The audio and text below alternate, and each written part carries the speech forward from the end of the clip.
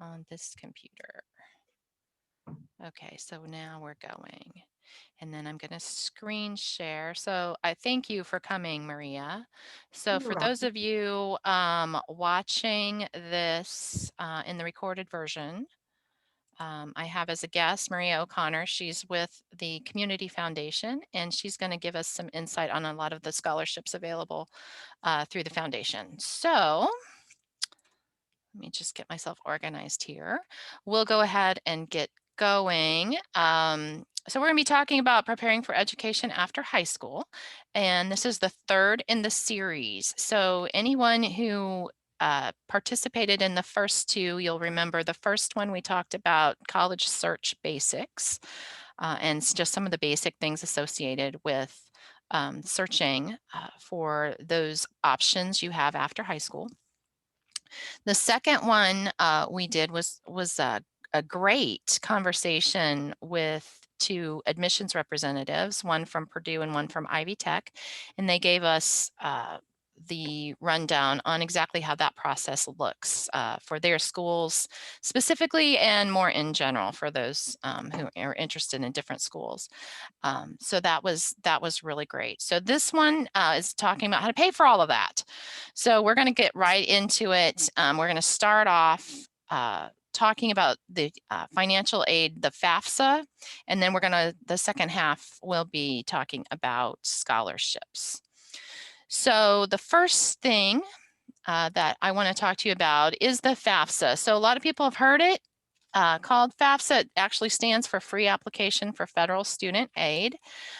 For those who are interested in that, and it's exactly what it says. This is the application you need to fill out to be eligible for any kind of student aid at the federal level, and your states and your individual schools also look at this information. So it's recommended for everyone to complete the FAFSA. I know I've had a lot of parents say to me, well, we won't qualify. We make too much, or we have too many assets. We're not going to qualify. Don't count on that. Fill it out for a lot of reasons. I'll talk about those on the next slide. Every year, October 1st is when the application period opens for the FAFSA. So it is currently open for the 21-22 school year. And this graphic that's there on the right, I stole that from Ivy Tech's website because I thought it was very helpful to show you that right now there are two FAFSAs open. So when you go to apply for your FAFSA, make sure you click the one for the 21-22 school year. Because students who are enrolling January of 2021 still need to fill out the earlier one, the one for 2021 that uses the 2018 tax return. But if you're a senior currently in high school planning to enter college in fall of 2021, you need that 21-22 FAFSA, which will use the 2019 information from your tax returns. So the FAFSA needs to be submitted every single year. So if you're in school for 4 years, you need to submit it 4 times. So don't think that one time is going to do it. You need to do it every year. All right. If you have any words of wisdom, Maria, while I'm going, just jump in. Obviously, we're very informal. I think that number one, the process doesn't get easier each year. It's the same process every year. And I think the earlier you do it, the more money you can get, I've been told. Mm-hmm. And usually I have mine done by now, but I have my daughter started it right on time and I have delayed. So Yep. you can start it and then your parent is going to get an email to remind them to do it. Yes. And for some scholarships, you need a FAFSA for the Owen County Community Foundation. And some schools, it doesn't matter. FAFSA is required. So Mm-hmm. Just get it out of the way. That's right. So that's what we're talking about on this slide, talking about why should you submit the FAFSA. And we talked about, well, some parents think I make too much, I don't need to fill it out. I still want everyone going into college to fill one out, because not only does it refer to your federal aid, but also state aid, school-specific aid, like Maria was talking about, and a lot of scholarships are tied to that. 21st century scholars are required to complete the FAFSA, so you need to make sure you get that done and in a timely fashion. Submit your FAFSA as soon as possible, just like Maria was saying, because some programs or schools will deplete their funds before the deadline. So the earlier, just like Maria was saying, the earlier you get it in, the better. You're going to be in uh, that time period to be kind of getting the money off the top of the pool that they have. You don't want them to run out. The FAFSA deadline for the 21-22 school year in Indiana, in order to meet the deadline for state aid, you need to have it in by April 15th of 2021. Individual school deadlines are almost always earlier. So if you want to be considered for individual school aid or scholarships, you want to get those in earlier, and you want to check with that school's financial aid office to see if they have a set deadline or if it's just as early as you possibly can. You can continue filing after the Indiana deadline because the FAFSA remains open, just like I was talking before, for students who might want to enroll later in the year. So it'll remain open through June 30th of 2022. But don't wait for that deadline, you guys. Don't wait. You want to get it in as soon as possible. And I'll give you a really good example. My daughter has applied to several schools, and all of them ask her to get the FAFSA in. And Xavier is one of the schools she applied to, and they have a deadline for a scholarship of $500 just for filing your FAFSA. So Right. just for filing your FAFSA by December 1st, Xavier will give you $500, and that's every year, right? So if you think about it, they tell you it takes about an hour to fill out your FAFSA. So where else are you going to get work for $500 an hour, right? So that's just easy money. So make sure you get it done. And again, don't wait for the deadline. Get it in as soon as possible. And every year, we talked about that already. So completing that FAFSA, the process, like we were talking, it's not a simple process, but it's actually not. It's not too bad. But you and your parent both need an FSA ID, and you can begin that process at studentaid.gov. So, so any of you that want to view this later in the recording, all of these websites are going to be right here. Sometimes some of the websites later, I was planning to drop into the chat, so we might send those out separately. But right here, FAFSA or studentaid.gov can get you that FSA ID. Both you and your parent need an FSA ID. And then once you have that, you can begin your FAFSA at FAFSA.gov. Now there is a way to, from just directly from FAFSA.gov, it'll give you a portal to get your FSA ID right from there. But it's a little confusing if you've never done it before. So I suggest doing the two separate steps of getting that first and then starting the FAFSA, because it can be confusing for new folks. So each person, student and parent, needs your social security number and will sign the finished form electronically. And each of you are also going to need your tax return information. For parents filing jointly, they'll ask questions about both parents as well. Now, the nice thing now, this was not true when I was entering college an eon ago, but these days you can directly import your information from the IRS, and that's the easiest way to do it. It's very simple. There's a button right there. Boom. It's called IRS data retrieval, and you can do that. However, I do suggest that you have your information handy when you're filling this out, don't count on that working for you, right? It Mhm. probably will for most people, but if you're anything like the Abrell family, we're always the exception to the rule, right? We had a little issue with some identity theft several years ago, so whenever we file our taxes now, we have to go through a special security thing to make sure it's really us. So this data retrieval didn't work for us, and we had to put it all in manually. So We just also had a problem, a couple of things. My husband passed away the year my daughter was going to school. So that was a factor. And then we moved. So the IR address was not the same as what was on our taxes. So that was another problem. And the other thing is the IRS does not have an apostrophe in my name. So O'Connor with an apostrophe. So when I was putting oh, in information, I'm putting in with an apostrophe, and they did not like that. So I have, when I do the FAFSA, my taxes right on my lap so I can remember, is it with or without the apostrophe, and how I filed last year, and things like that. So, yeah. so yeah, so it is a good idea to have it right with you. And honestly, putting it in manually isn't too terribly hard. It's more lengthy, it's more of a process. Um, but they do walk you right through where you find the information on your return. So it's very doable. It's very manageable. If you need to save and return later, you're going to need a save key, and there'll be a place when you start your FAFSA that it'll ask you to create a save key. So make sure to write that down, and that'll be used by both the student and the parent to get back into that same document.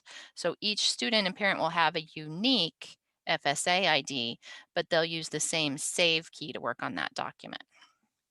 So that can be a little confusing too. I suggest writing it all down in a place you're not going to lose it, so that you don't you don't get into a situation where you're trying to find your passwords and your logins and kind of going a little nuts. All right, so I put in here links to some uh, videos to help you. I'm not going to play these right now, but I would suggest using the ones that are produced by federal student aid. There are lots of them out there. If you go to YouTube and just Google um, help me with my FAFSA, or something like that, you're going to get a lot of them. I viewed a lot of those videos. Some of them are great, some of them not so great, but I think probably the most reliable information will come from the ones that are um, derived straight from federal student aid, and it walks you right through the process. So it's pretty straightforward. This is just another video link for that. So I'll have those links. I can provide you later for those of you watching this later if you're interested. The first thing you're going to see when you start your FAFSA is this introduction screen. And once you log in, it's going to, this is the first half of it. Now, what I want to talk about specifically is just those steps there about what it takes to complete it. So you're going to do student demographics. You're going to select schools. I'm going to talk about that more on the next page. Your dependency status, your parent information comes next. Student financials. You're going to sign and submit it. Both the student and parent signs and submits, and then you'll get a confirmation screen. Okay. So we talked a little bit about that, those school codes. So any school you're interested in attending, you're going to want to provide the codes for those so that they can receive your FAFSA information. This is how you are offered financial aid packages at each individual school. So you want to make sure you include those. So for us in the Abrell family, we've got 6 schools on the list. We definitely want to narrow those down, but right now in November or December, we're still at 6. So we put all 6 codes in, and it's very easy to find those codes. All we did, you can Google FAFSA school code and then the name of your school. So I'm giving the example on this screen of FAFSA school code, Purdue University. It'll pop right up there, top of the list. The number for Purdue is 001825. So it's very easy to do that, and you just do it for all the schools that you're interested in. This is more of the introduction page. The thing here I wanted to point out primarily is make sure you save. Have that save key if you need to save and finish later. Make sure you have all your documents, and you're going to have to sign that at the end. Don't forget to do that. That has happened before. I've had students who've gotten to the end, thought they were done, and forgot to sign and submit, and then wondering where their financial aid information is. Well, they never had it submitted. So make sure you do that. When you submit it, you should see a screen like this. So if you don't see this screen, you haven't submitted it. Congratulations, your name. You'll get a confirmation number, a data release number, and you will get a copy of this emailed to you. So you can keep it electronically. You can print out and keep a copy of it printed out if you want, but you want to keep this as proof that you submitted just in case something happens. All right. Um, this is at the end. So after you get through all of that information, it's going to come up with some things at the end that you can expand and see information on a lot of different things. What I wanted to specifically point out, the whole reason you're doing this is that you're going to be given, or you're going to be calculated, an expected family contribution, your EFC, right? So this is a measure of how much you can contribute to your college education. Every school is going to use this number to help determine your financial aid package, to determine what they offer you. So when you hear people talking about the EFC, that is this number. It's not how much you're going to receive or how much you have to pay. It's just how much you are able to contribute as a family. It's And estimated. Oh, go ahead. this is the number that you will need for scholarships for the foundation, and I'm sure many others. So Right. this is the number we rank you on if a scholarship wants a financial need person or not a financial need person. Okay. So Yeah, and that's going to be the case with others. And when we get to talking about scholarships, we'll talk about the difference between those two kinds of scholarships. Um, so I just wanted to make sure you saw this and see kind of this is sort of the end result of all that data that you put into your FAFSA. And that's going to be the number that schools and scholarships and everybody uses to help determine what they give you. So basically, it's the cost to attend minus your EFC equals your need. Okay, so depending on what school you go to, your need is going to be different, right? Some schools are more expensive than others. Your aid package is going to be based on that number. Okay, there's also this little nice little graphic that I wanted to share with you. It's a timeline of what to expect. You can kind of read through that. But primarily what I want to point out here is once your information is processed, then that EFC, that information gets shot out to those schools that you listed in your FAFSA, and then they start determining your financial aid package, what they're going to offer you.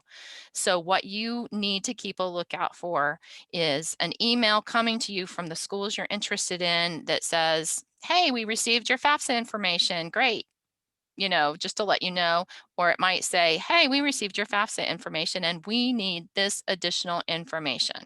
So what I want you to do is pay close attention to those emails you get, and specifically pay attention to deadlines. So just like when we are going to start talking about scholarships, deadlines are key. Okay, you can't be late on things because they will not wait for you. Remember, any package or offer you receive from a school is just that. It's an offer. It doesn't mean you automatically receive everything that's listed in any package that you get from a school, right? So I'll give you a for instance. Loans are sometimes part of the package that they offer you. You might qualify for student loans of some sort with a lower interest rate. That doesn't mean you have to take out the loan. Okay. In fact, I would think very carefully about how much you are going to take because loans have to be paid back. So be very careful about that, but that will be part of your package. Another example is work study might be part of your package. You don't automatically get that it is still your responsibility as a student to go out and find a job that pays with work study dollars, apply for that and work that job. The benefit of getting work study is that work study employers receive part of your wage back through the work study program. So it's more attractive for them to hire you because for them it's cheaper to hire you than somebody else just off the street without work study. Um, but I'm just talking about that because it's just to clarify the point that just because you see something in your financial aid package doesn't mean you automatically have that. You probably have some other things you need to do to claim that or get that into play. If you have any questions about offers from your schools, your aid packages that you start receiving from schools, contact your financial aid office. Don't wait to ask questions. If you have questions, ask them. That's what they are expecting.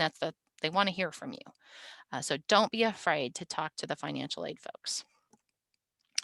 Okay, so we're going to jump into scholarship information next. So what is a scholarship? So it's a little different than grants and loans and that sort of thing.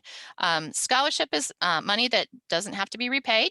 There's a whole different set of requirements depending on what scholarship you're applying for. It can be a lot of different things. It might be an individual, a civic organization, or a large company that's offering scholarships. They can come from all kinds of places, right? So we talked a little bit already about the need versus merit. So there's two basic kinds of camps scholarships can come in, and that's your primarily need-based. And that's what Maria was talking about. That's where that EFC on your FAFSA is going to come into play, is how much you actually need, the difference between your cost of college and your resources. And it will probably have some other qualifications as well, but it's going to primarily be based on that need. Merit-based scholarships, on the other hand, the primary qualification is going to be related to something else. So it might be related to your academics, so like your grades or your GPA, that sort of thing, the types of classes you took. It might be related to your SAT, ACT scores, or it might be related to a particular skill or accomplishment. So there are a lot of performance-based, for instance. If you are in theater, if you are a musician, if you're a singer, you might earn a merit-based scholarship based on your talent, for instance. And the donors define the requirements depending on their unique interest or their own situation. So I know I'm going to go ahead and click to the next screen, but I'm going to let, if Maria, if you want to kind of just talk to us a little bit about some of the kinds of things that your different scholarships are looking for. Yeah, and another kind of scholarship is for the school that you're going to. And so you want to check your school and make sure you apply for any scholarship possible. I heard of a story of a teacher who had a kid that went to IU. And this was her first college student. And the student was great, had great academics, and should have qualified for this scholarship. But they didn't know to look at IU's scholarship availability. So another student in the same grade went to IU and got this scholarship. It was a pretty big scholarship. And the other teacher lost out on that scholarship because they didn't know about it. So always check your school and see what's available, especially with Purdue. My daughter's at Purdue, and we didn't find out about scholarships until it was too late. So there could be deadlines for a scholarship right now, even though the schools may not have a deadline for applications until mid-December. So if you are considering 6 different schools, check each of their websites for scholarships. Absolutely. I can talk to you about our scholarships and some of the local scholarships. And I have a slide, my next slide talks more about that. So I'm gonna just go over this real quick and then we'll pop back on that. We're talking about how to find scholarships, and Maria was talking about the local ones, and we're gonna talk about those. we're very generous here in Owen County. There are a lot of scholarships available, Yeah. Mhm. and a lot of money out there to be had. You can also look for scholarships at the state level and at the national level. We'll talk a little bit about that later too. For my 4-H kiddos. So any of you that are in 4-H that are seniors, the Indiana 4-H Foundation has scholarships available. That scholarship application is available currently, and I'm going to talk more specifically about that later as well. Right here it talks about Community Foundation. We're going to talk about those. Get to know people who can help you. So definitely get to know Maria, okay? Because she's the one you will be contacting about any Community Foundation scholarships. Get to know her. She's pretty nice. Get to know your counselor, right? Your counselor at Yeah. school is going to be a very important person. Get to know the administrative assistant in the counseling office. Who sees every single thing that comes through that office? The admin assistant. Get to know that person, okay? And just like Maria was saying, keep your eyes and ears open, right? You want to be aware of all the different things that are out there, like those school scholarships, definitely. So And local scholarships, oh, go ahead, Maria. you mentioned in that slide organizations. So there are a lot of organizations that your parents may belong to that are not in this community that may have scholarships. Absolutely. So the Knights of Columbus has scholarships. Tri Kappa has a scholarship for students graduating seniors and for students that are in college.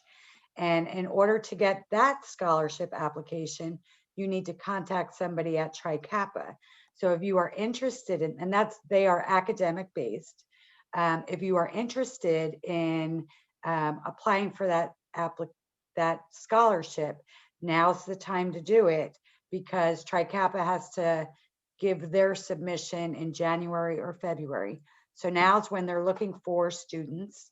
So any organization that your parent belongs to, and any company that they work for, and even credit unions.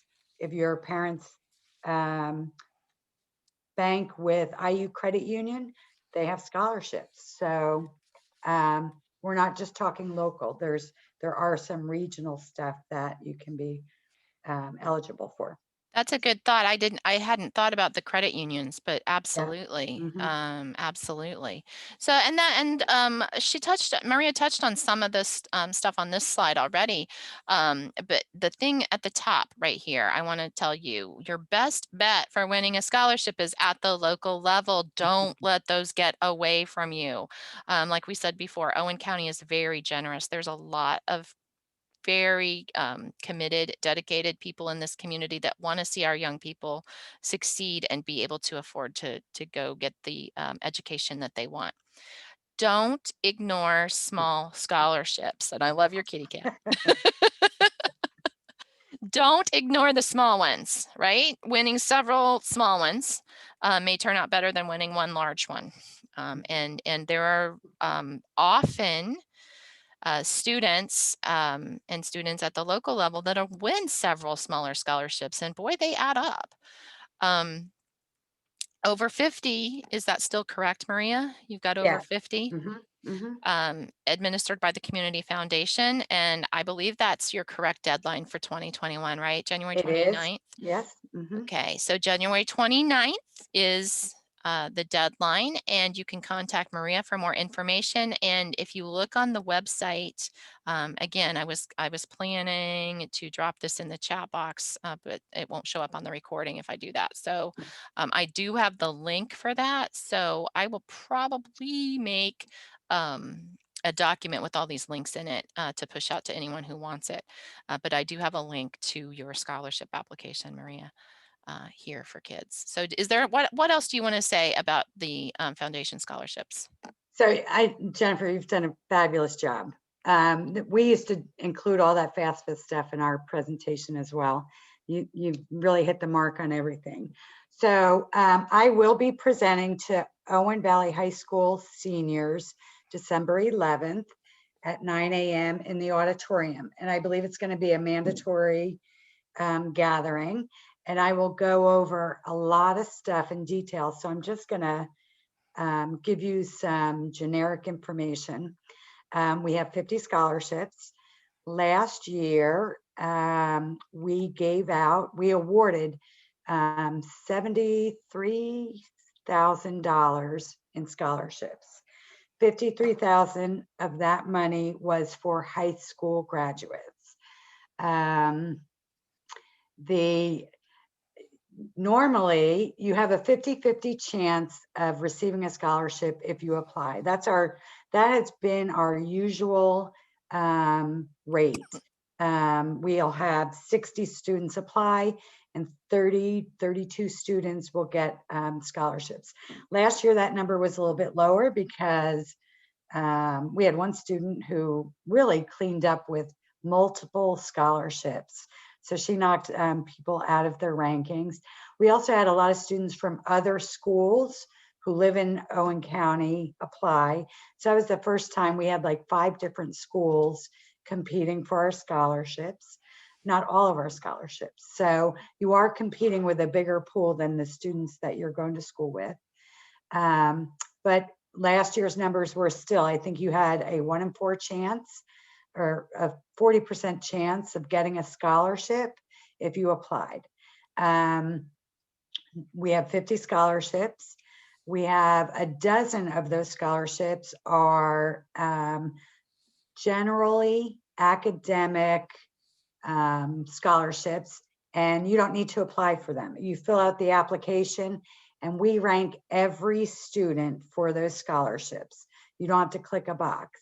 Then we have a dozen scholarships that are based on ancestry. So if you have a parent or a grandparent that went to one of the old high schools, Spencer High School or Patricksburg High School, Quincy, I can't even think of them all.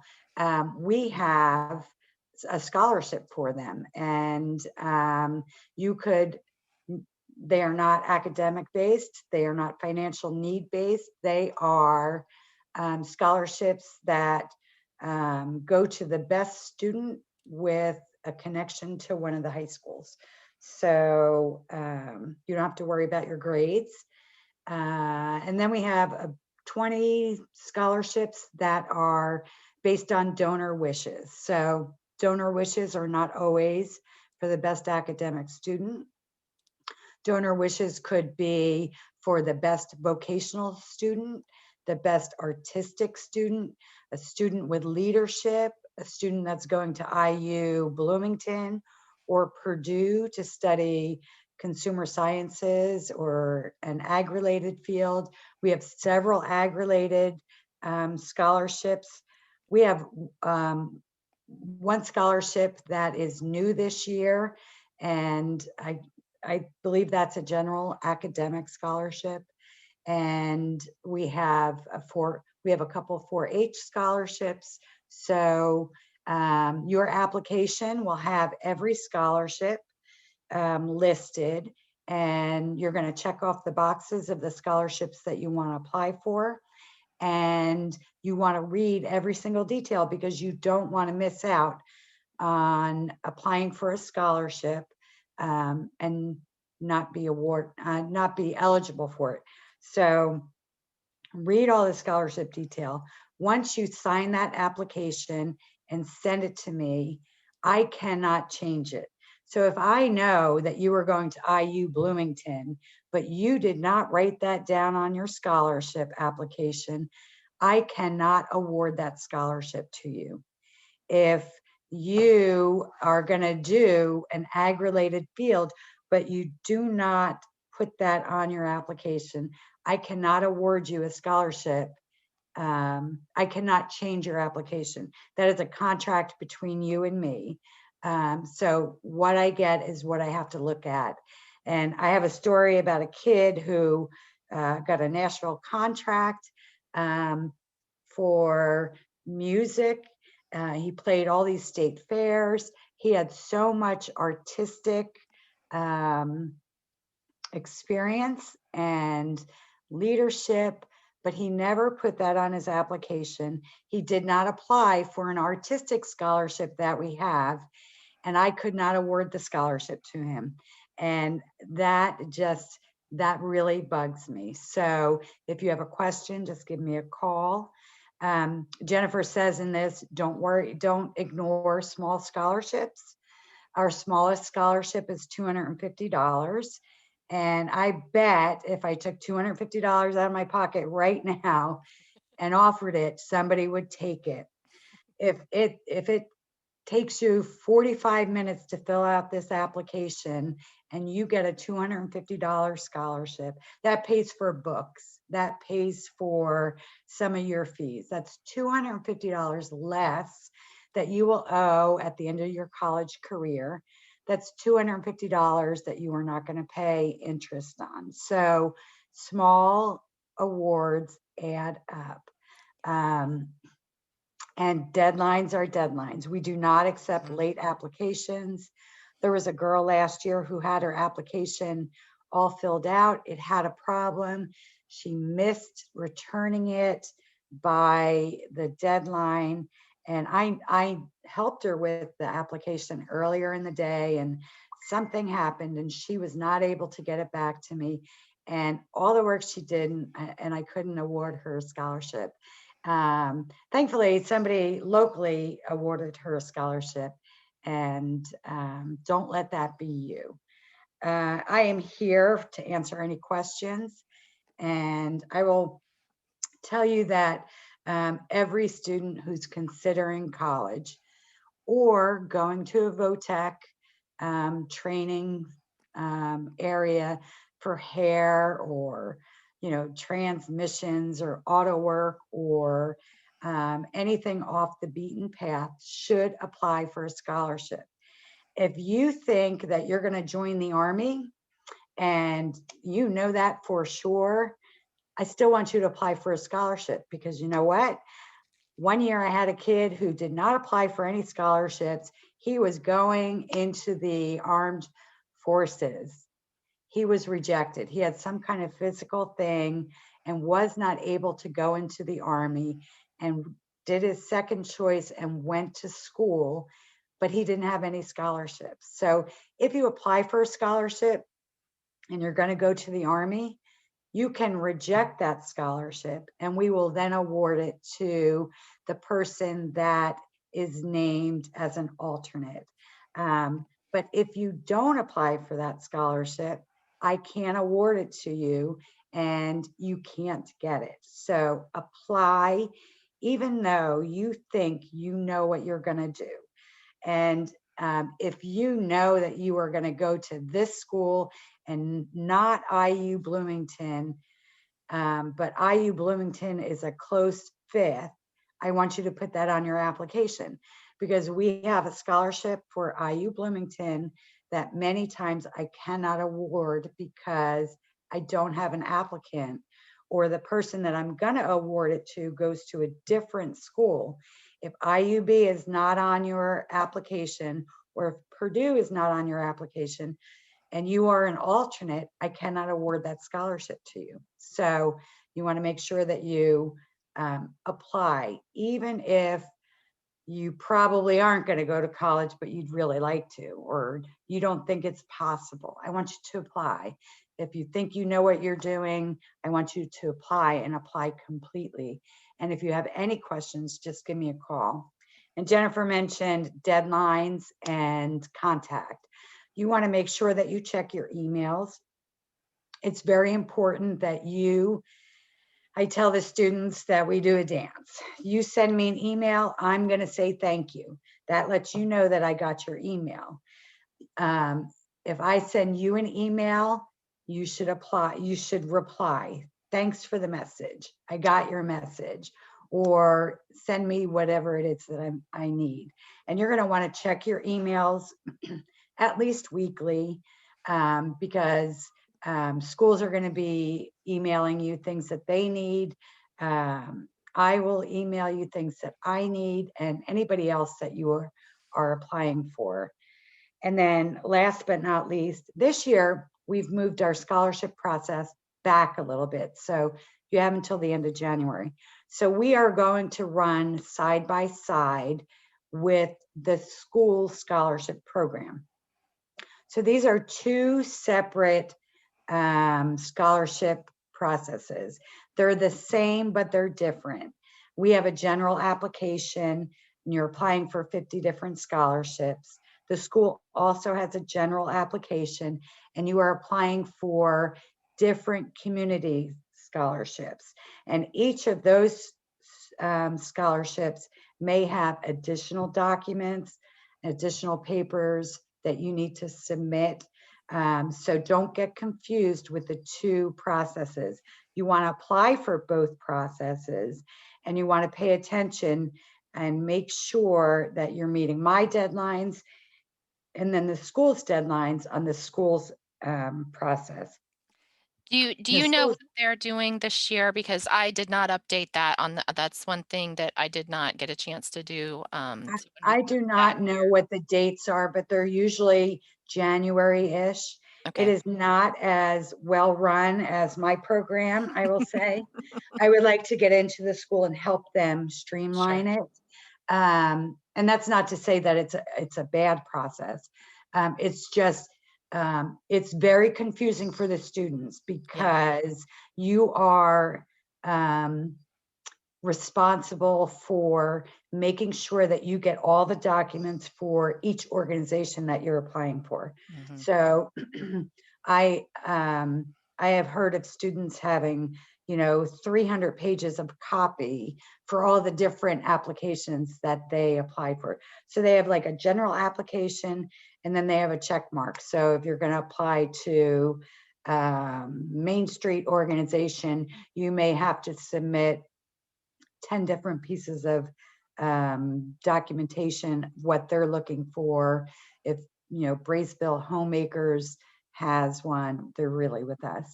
They may have different qualifications. So Sure. if you have a question, and if you call me and you're asking me a question about the schools, I will point you in the right direction.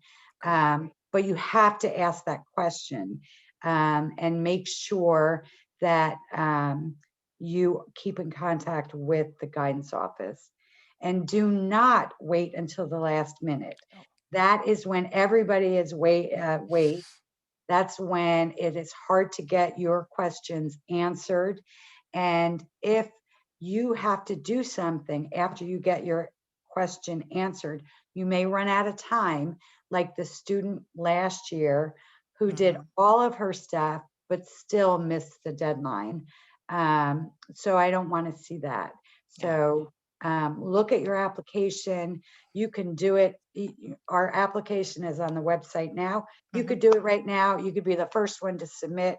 I will review your application, and if I have questions, I'll get back to you. You'll know that your application is approved, you'll know it's complete, and you'll know you will be in the process. So that is the best way to do it. Um, if you go to the guidance office the day of the deadline, you're going to be in a line of 25 other students.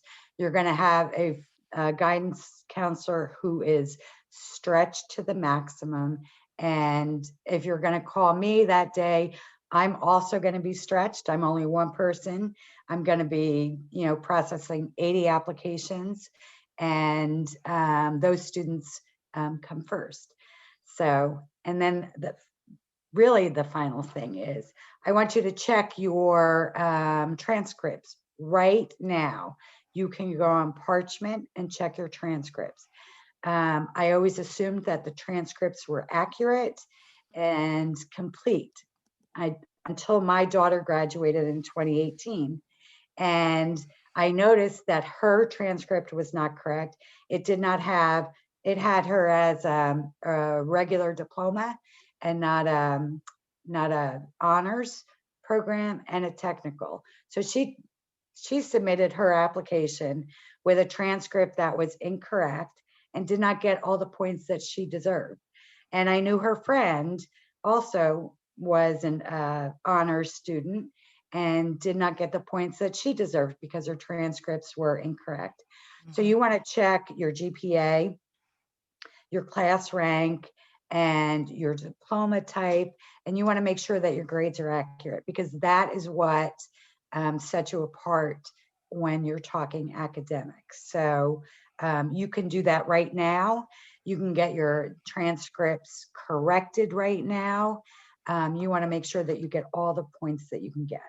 So, Absolutely, mhm, absolutely, because that is, I mean, people, those do have mistakes on them sometimes. I've already found some on Marjorie's, exactly. um, so we want to make sure that you check all of that. And just like Maria was saying, deadlines, deadlines, deadlines. I'm going to say it a million times in this presentation. Whatever it is, pay attention to the deadline. People are not going to wait on you. So make sure you get it in. Um, okay. So Maria talked about your school counseling office is also going to have a process. So make sure you pay attention to that. She already discussed that. Pay attention to your school announcements and those flyers that are up on the bulletin boards and things like that. How many times have I asked my own daughter, what did they say about this on the announcements? I don't know. I don't listen to announcements. Oh, no, no, no. Make sure you're listening, because sometimes that's the only place you're going to hear it, and you don't want to miss out something just because you were busy talking to your friend. um Maria already talked about this one too. So your parents' employers or your employer may offer scholarships to employee families. Check with the places that your family does business. I know we're going to apply to the REMC scholarship because we are REMC customers. Your water company, your farm supply company, any of those places where your parents do business might offer scholarships as well. And any organization that your family members belong to, fraternal organizations, churches, civic organizations, all of those places might have a scholarship that you can apply for. So ask around, go out there and look for them. The colleges, we talked a little bit about that already. The colleges to which you're applying are going to offer scholarships. Ask, right? That's something when we have gone on campus visits to look at the schools, we ask about that. So we find out where those are listed. If there are specific departmental scholarships that are hiding in a special place on the website, we find out where that is so that we know where to go and look for those. So make sure you're asking the questions. Don't be afraid to ask something. It's not going to be a dumb question. You're going to want to know. You're going to want to know those things. Talk a little bit, not going to spend much time here, because state level or national level scholarships are what we consider long shots, right? Your big money is going to come from the local scholarships. And we talked about how important that can be, just adding up several small ones, right? Or several from the pool here in Owen County, here locally. You're going to be competing against a much smaller number of people locally than you will for ones at the state or national level. That said, if you are organized, if you have all your information together, it's not hard. Maybe go on some of the websites and pull out ones that you do qualify for. You never know, right? Um, But don't pay for those scholarships, Right, those and we're gonna talk websites. about that too. Okay. Yeah, don't ever pay, Yeah. for that.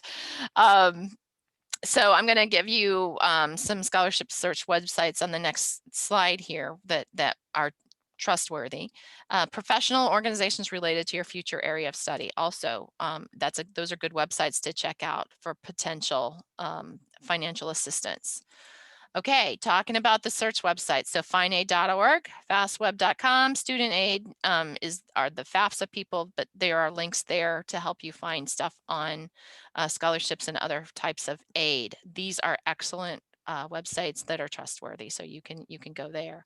The next slide is where I talk a little bit about scams. See that big red triangle? Don't ever, like Maria said, don't ever, ever, ever pay for anything. You're never going to pay for money to get money. Okay. If you Google, just find scholarships. I did this just to see what would happen. 160,000 results, right? Many of those are scams. You don't ever want to pay a service fee or any kind of fee to help you search for things that you can search for yourself, right? Never pay. No legitimate scholarship is ever going to have an application fee for a scholarship. If it sounds too good to be true, guess what? It probably is. All right. Don't respond to emails claiming you've won a scholarship that you never applied for. So that's a way that a lot of places will fish. You've heard of phishing emails. That's something that's popular. They say, "Oh, you won this scholarship. If you didn't apply for it, probably it's not real." Okay, local scholarships are your safest bet. So Maria, your school, they're going to vet those. They're going to have all the information easily accessible for who's giving those scholarships and how, and know that those are reputable sources. So you will get probably better scholarship tips on our Facebook page. So, like the foundation on social media, whether it's Instagram, Twitter, or Facebook, when we have legitimate, good scholarships, we will send them out. So we do send the Tri-Kappa out. There's always an Indiana teachers one. There's a Coca-Cola one. There's a couple that we will send out, and you will also get reminders of our deadlines. So, like us on Facebook if you haven't already. So. Excellent, excellent. Okay, so for my 4-H youth, this is a slide talking specifically about Indiana 4-H scholarships. One thing I want to tell you about the Indiana 4-H Foundation scholarships, and I'm just going to be frank with you, they are unnecessarily complicated in my opinion. So make sure you're not waiting until the last minute because these will take you some time to fill out. Now they will be worthwhile, but they're going to be complicated. So make sure you take the time to do it and you stay organized. So they have a senior year scholarship. That's for any 4-H senior. Awards range 250 to 1,000, and that's based largely on your 4-H record. There's a club scholarship. These are for students specifically attending Purdue. The Purdue Horticulture and Landscape Architecture is even more specific. Not only do you have to attend Purdue, but you have to be majoring in one of the horticulture or landscape architecture programs. The 4-H Accomplishment Scholarship, this is the one that's really the hard one. This is the one that's going to be most time consuming to apply for because it's got several different categories, several different ways to apply. You can apply for 3 different types of accomplishment scholarships. For those of you that are 4-H members that are interested in these scholarships, I am happy to hold a separate workshop that focuses solely on these because we could do an hour on just the 4-H Foundation scholarships. So if you're watching this and you're interested, and I'm going to be pushing information out about these very soon because they're due January 25th. Then we will hold another workshop closer to the day, probably right after Christmas, to kind of go over what you need to know and how you need to do these 4-H scholarships. So the website's right there to download the applications. The thing you need to know about your 4-H scholarships is that has to be submitted through 4-H online, and it has to be submitted no later than 11:59 p.m. on January 25th. And then it comes to me and I look over it and I push it onto the state office. I look through it, make sure you have everything that you need, and approve that, and then push that through on 4-H Online. If you don't have adequate internet access, or for whatever reason have trouble with the tech on getting that done, you can come into the extension office with it on a zip drive, or you can even come in with your laptop. And we have Emily in this office who is amazing with everything tech, and she'll get that downloaded to 4-H Online for you. So those, like I said, are the specifics on the 4-H. The interesting thing about the accomplishment scholarships is it can be awarded to applicants in grades 10, 11, 12, and first year college. So those are ones that typically get overlooked because those younger students don't think about it. So if you happen to be a junior watching this, you can apply for these, and I would, because you can get multiple. You can apply every year. You can win one every year, and that would be awesome. Okay. Leverage your resources. We've talked about some of this stuff already, but get to know those who can help you maintain good communication with your school counselor and the administrator, the administrative assistant in the counseling office. Get to know those people because your school counselor can be your best friend in this. And I'm talking as a former school counselor myself, right? So get to know us. And they can be very, very helpful. And as I mentioned, that administrative assistant in the front of the guidance department is going to be even more helpful, maybe. Okay, establish contacts in the financial aid office at the schools where you've applied.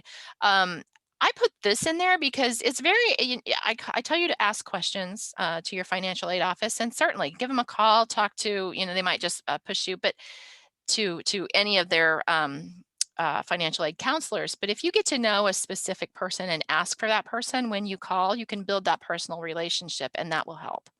That will help them go that extra mile for you. So if you get to know a certain person, ask for that person. It's okay to call and get any of the people. That's fine. But if you have that personal contact, it's just that extra umph in helping you get things done. And introduce yourself to leaders in your community. Get to know the folks here, the movers and shakers here in the community, because if things come up, if they're thinking about, oh, we've been thinking in the Kiwanis about offering another scholarship, and you'd be perfect for that. So get to know these people, and let them get to know you. Keep your eyes and ears open. I've said it a million times. Listen to those daily announcements at school. Look for the applications in your counseling office. Maria talked a lot about that. Look and listen for opportunities as you participate in your everyday activities. So we talked a lot about that. And watch social media pages about that. So make sure you're keeping your eyes peeled about possible scholarship resources. So when do you apply? So you see a scholarship opportunity, the first thing you're going to do is look for the deadline, right? If it's already passed, it's already passed, right? So the first thing you're going to do is look for that deadline and make sure you know that and that you have time to get it done. The second thing you're going to do is make sure that you have the qualifications that are needed. So scholarship grantors are giving away that money and they're not going to wait on you, so don't be late.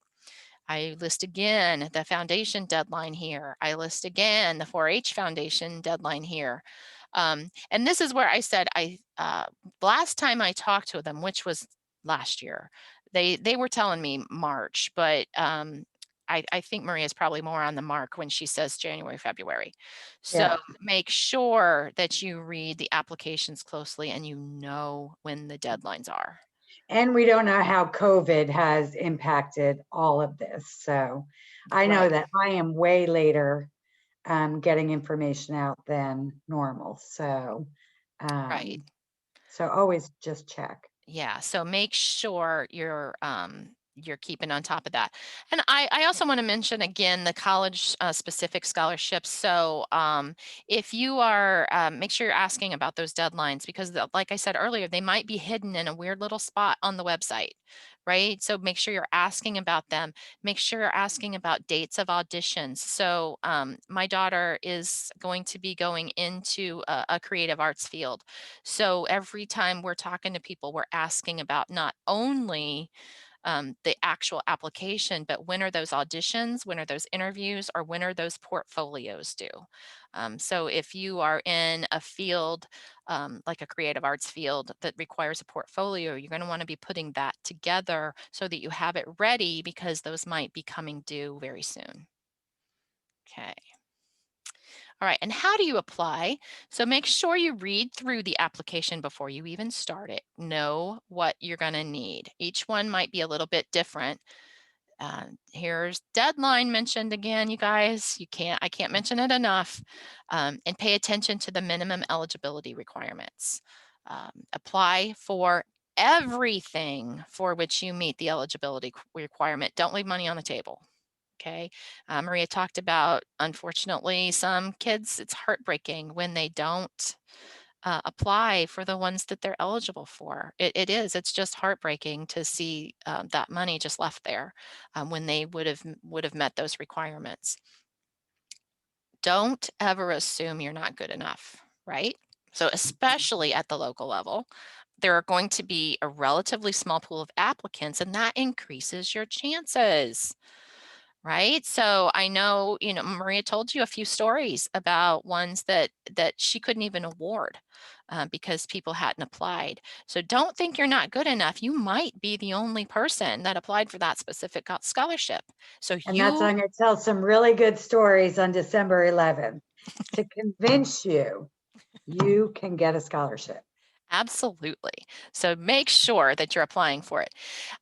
This is what I always recommend to people. Keep an updated I call them brag sheets, or if you have a resume, keep updated information saved electronically so that you don't have to go back and remember every time you fill out a scholarship. You're going to forget something. Right. So keep that updated. List your notable accomplishments and activities. And this is going to help you filling out that application. It's also going to help recommenders. And I'm going to talk about that here on the next two slides, letters of recommendation. Every application is going to ask for this information in some way. So they're going to want to know what you've been doing with your time as you've come through school. You want to identify adults who can write that letter of recommendation for you. So you want to be looking for people who are going to have lots of nice, positive things to say about you, but not just that you're a nice, great person, but why you are that nice, great person, right? You have leadership skills. You're responsible, whatever it might be. So you wanna try to identify those adults that can share those kinds of qualities from personal experience about you. Keep various versions of your essay because some of these are going to have essays. I'm going to talk about essay here in a minute. I'm going to ask Maria to talk about that as well because I know the foundation has a couple that have essays, and my guess is that fewer kids apply for those. Yes, Um, absolutely. So I'll talk about that too. Do not shy away from those applications that need an essay because you're competing with a smaller pool. So you have a shot. If you can write mhm, a sentence and complete a thought, you have a shot. yeah. So, what I suggest not only on these scholarships, but we talked about this last time on just the admissions applications too. Keep a few versions of that essay electronically, and then you can tweak those to meet the specifics of the application as you go.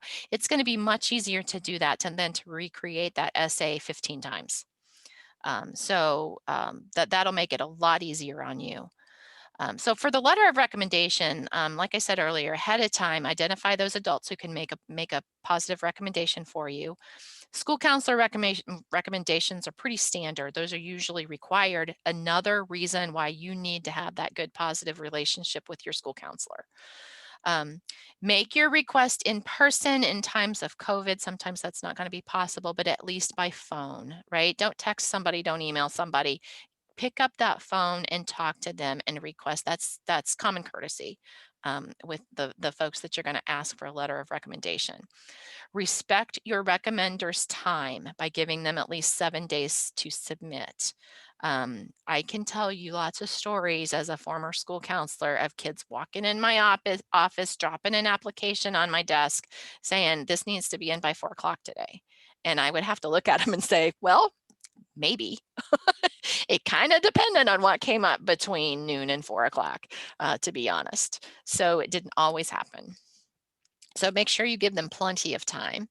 And give your recommender a copy of that resume or brag sheet. It might seem strange to give somebody who might be a personal friend or your pastor or a coach to give them a copy of that, but it will help them structure their recommendation according to what the uh, the application is requiring, right? They may not know. Your coach might know what a great athlete you are and your work ethic in soccer, but they might not know that you also do a lot of volunteer activities and how much that says about you as a person. So make sure that you hand them a copy of that brag sheet or resume as well. And this is really important. Make sure your recommender knows how and when to submit the letter. Let them know when their deadline is. That's will help in a couple of ways. First of all, it allows them to tell you, you know what, there's no way I'm going to get that done on time. You're going to need to find somebody else. Or um, it's like, okay, great. I know when that is, and I can fit that into my schedule to make sure that I get your letter in. Okay. Most letters of recommendation these days will come with a place where they can submit that electronically. So make sure they have that email address or that link to get that done. Some, and I, I actually had one recently uh, that shocked me to death. It was an old school recommendation that I was writing for a young lady for the National Rabbit Association or something. I don't know what it was. And I actually had to mail it, like use the real mail. It was like I hadn't done that in a while. But make sure your recommender knows how to get that in for you. Um, Good sources, teachers, school administrators, coaches, clergy, club leaders. So if you're one of my 4-Hers, your 4-H club leader might be good. Employers, supervisors, all of those are good sources. Okay, so we're going to talk a little bit about the scholarship application essay. As we discussed, don't avoid an application because it requires an essay. A lot of people do. And just like Maria said, that means a smaller applicant pool and a better chance for you. So do it. If it requires an essay, just do it, right? Read all the directions and follow them. Okay, make sure you're addressing the prompt. If they give you a prompt, make sure you're addressing it. Don't go off on some wild tangent, but make sure you are addressing that prompt. Keep several versions. I've already talked about this. Revising a version you already have is going to save you time. One thing I caution you on is the copy and paste, right? You can copy and paste your essay into a new application, but make sure you adjust it to match exactly what that application is asking for. It can read kind of awkward if you copy and paste something and then don't tailor it to that application, and people are gonna that's a real red flag. They're gonna know that. Um, so they want to make sure that you have paid specific attention to their application. And you want to stand out. You want to make your essay interesting. Those of you that were on the last workshop, um, the admissions reps there said this a couple of times, said they can spot um, uh, they're people, they're real people, and they're reading this and they want to feel something when they read your essay. They can also spot a mile away a mom written essay. Okay. So don't let your mom write your essay. You need to write your essay. It needs to be you coming through. Your personality needs to come through. And when you're passionate about the topic, that's going to come through and your essay is going to be inherently more interesting. Um, Address the prompt. And instead of saying, so for instance, this is a very common one, it's going to want to know about your leadership skills, okay, especially in 4-H. So on those 4-H scholarships, it's going to want to know about your leadership skills. So instead of saying, I have excellent leadership skills, tell about you and your leadership skills. So something like, I've shown that I'm an excellent leader by serving as a counselor at 4-H camp for 3 years, where I led canoe trips and craft lessons for younger campers. Okay. And as sort of a grammar nerd here, make sure you're using proper grammar, avoid slang or abbreviations. This is not texting your best friend, you guys. This is writing an application essay that's going to be read by adults who are looking for these things. And sometimes that can make the difference. All right, so have somebody look through that. Don't exaggerate in any way or be dishonest. No, it's just don't. Okay, I don't think I need to elaborate on that one anymore. Um, this is a one that you may not think about, but don't include any identifying elements. And there's a couple of reasons for that. These might be uh, being blindly scored. So you don't want to put your name or friends' names or that kind of stuff. You don't want to put address, phone number, any of that kind of thing in your essay per se. Okay. That'll be there on the other parts of your application if they need it. Proofread it. Oh my heavens. Spell check it, have somebody else look at it, make sure that the spelling and grammar are correct. Have that person read it, and like I already said, have someone read it, but don't let them rewrite it for you. It needs to be your personality that shines through. And use those skills you've learned in English class. I know you guys have them. All right, use them. Be organized, write an outline, elaborate on the outline with examples, be clear and concise. And Maria, do you have any? Yeah, your English teacher will review if you give them enough time. So I would take advantage of your English teacher, and really any other teacher will read your application and give you pointers. So absolutely. Absolutely. Okay, so we're almost done. We're hang there with me. I want to tell you a couple more things, but we're almost to the end. So what happens if you don't win one, right? Maria talked about you've got a 40%, 50% chance of winning a local scholarship. Well, that also means you have a certain percentage of not winning. So what happens? Don't be discouraged, right? Keep trying. There may be other things that come through later. Newer scholarships or scholarships with later deadlines. Don't leave those on the table either. Keep trying. And always remember there are other creative ways to finance college, right? So make sure you maintain the contacts in your financial aid office. Keep up on that. Fill out the FAFSA, they're going to help explain student loans to you. They're going to keep you up to date on those new scholarship opportunities. Check into the work study programs. Lots of departments on campus are going to hire only work study because that's the way they can afford to hire their help.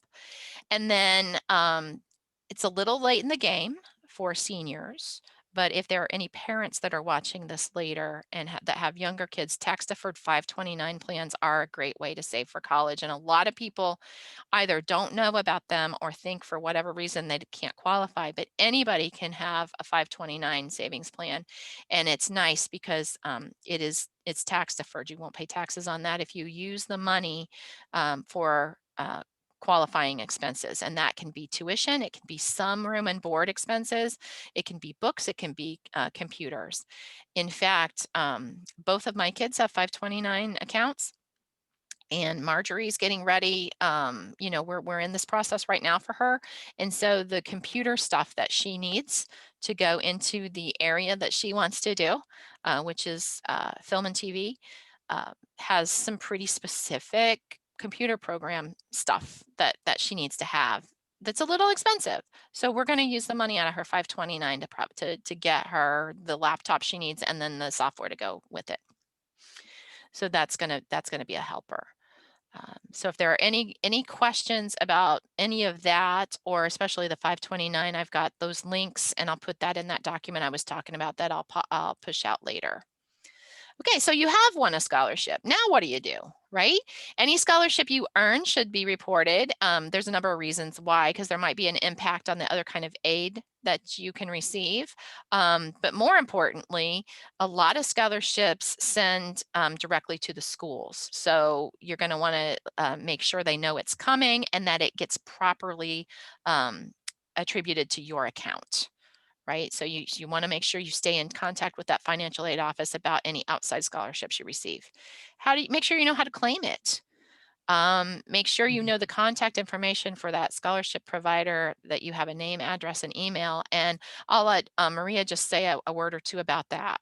yeah, especially when you get a foundation scholarship, you get a packet that tells you when you have to claim your scholarship award by, which is August 15th. You're going to send me documentation to tell me where to send your check.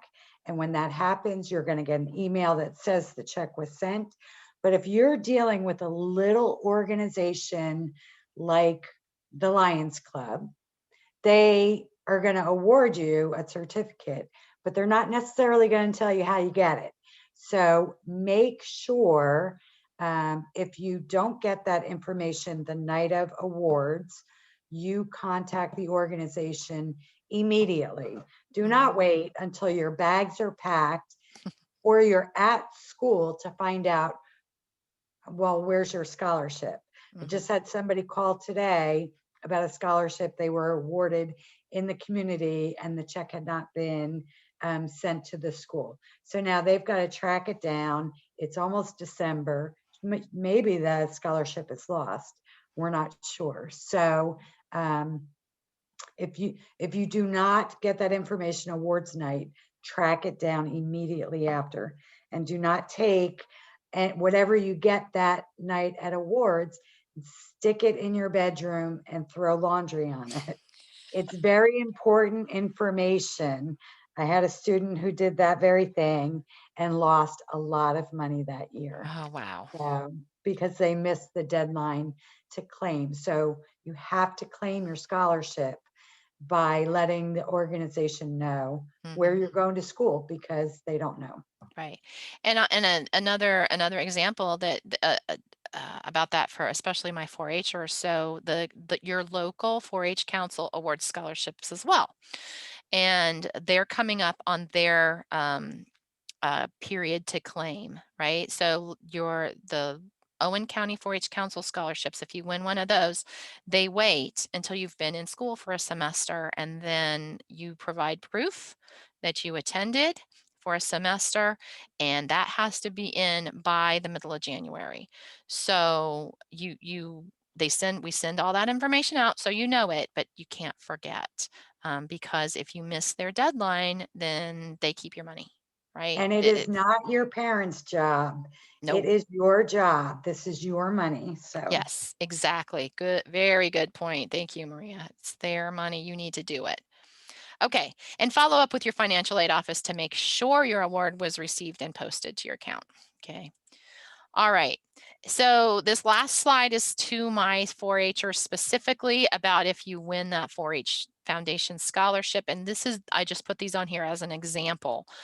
So if you look, their notification period will be between March 1st and May 15th, depending on which of those different scholarships you might have applied for. And then your receipt of money, it tells you exactly what, how you receive 4-H Foundation scholarships. The interesting thing noticed about the 4-H Foundation scholarships is they give you a little leeway. You have 2 years following, whoops, 2 years following graduation to claim that. So it allows you the gap year. A lot of kids do that gap year these days. So you got to remember it, right? And claim it before then. So pay attention, like Maria was saying, pay attention to the deadlines and how to claim your awards, because you don't want to lose it after you've already won it. Um, all right, we are done. And I'm going to post this as soon as possible so that people can watch it later. Parents can watch it later. I did have several parents that were interested in this, and I know they're going to watch it. So if any of you watching later, the not live, have questions, make sure you get a hold of me. Or if you have questions specifically about the foundation scholarships, you can get a hold of Maria. And I will, like I said, I'm going to put together a document that will have a lot of the links that we talked about in it. So I can push that out to people, and I'll post that on the website as well. So Maria, did you have anything you want to add before we head out? you had talked about not getting an award. So I just wanted to go back to that. If you don't get an award as a senior, don't worry about it. The foundation has scholarships while you're in school, and you can start applying in your freshman year. And you may not get a scholarship in your freshman year, but the more college you have under your belt, the more points you're worth, the better you look on paper, the more likely you are to win a scholarship. And it's a very small applicant pool again. So you may only be competing with 30 people. So your chances are even greater. And um, we used to have a Lilly Scholarship celebration every year, where all of that's the biggest scholarship we give away. Mhm. It's provided by the Lilly Endowment. It's 4 years, 100% paid college tuition, and you get a stipend for books. It's a huge award. We only get one scholarship usually for each year. And it's always a grand thing. And when we have our scholarship celebration, we usually have a Lilly Scholar, somebody who won the award and graduated, give a talk. And we decided one year to do a Biggest Loser theme, because everybody hangs their hat on these big scholarships, and I didn't get it, I'm a loser. So we had a very great loser, Micah York, come and present at our Lilly Scholarship. And we called her the Biggest Loser. We love her. And she's okay. She did not win the Lilly. She did win some scholarships. She's a teacher. She's happily married this year. Her life is great. So don't worry if you don't get a scholarship. Mhm. Things Absolutely. will be okay. So Absolutely. Well, I want to thank you, Maria, for joining me to help with this, because I think this is a really good information that the kids are yeah, going to need and their parents this is are great. going I to wish need. we had plans that it's just going to be me and you. Would have been Yeah. great. Well, if you hang on, I'm going to end the recording here real quick. Find it. There